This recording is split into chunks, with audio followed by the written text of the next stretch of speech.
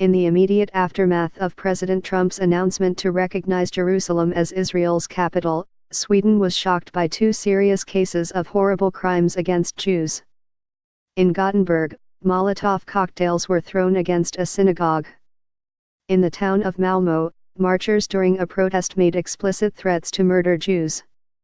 These events were condemned by Swedish parliament leaders and the Prime Minister, as well as Muslim leaders of our country.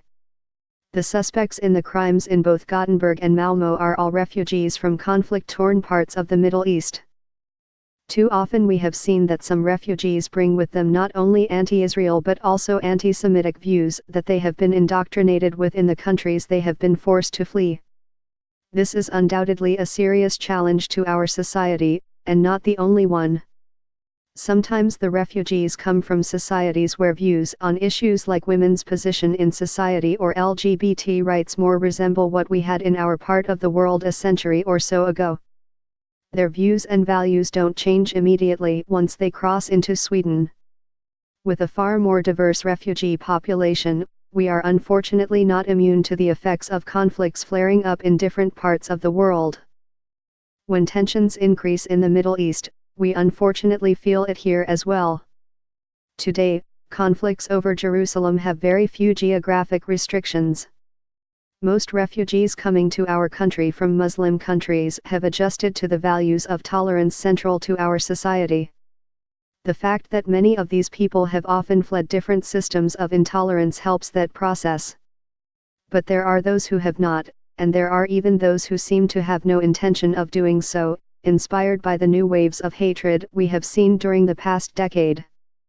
There is no doubt that our society has to be even more vigilant and firm against groups and individuals preaching messages of hate toward other beliefs or nationalities.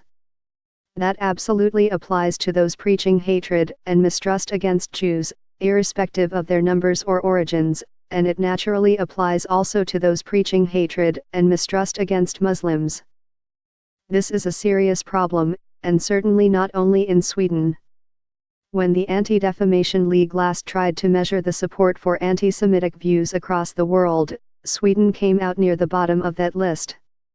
The group's polling found that anti-Semitic views had roughly twice as broad support in traditionally tolerant countries such as the United Kingdom and the United States and 10% more in Australia than in Sweden.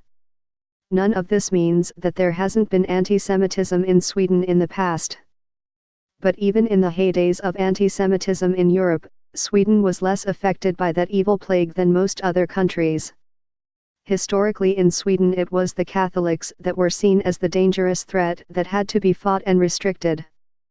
The legacy of the 30 Years' War in the 17th century and the Reformation conflicts that preceded it run deep. Up until 1951, Catholics were legally banned from a number of professions in Sweden, which Jews were not, and the return of monasteries was not allowed until much later.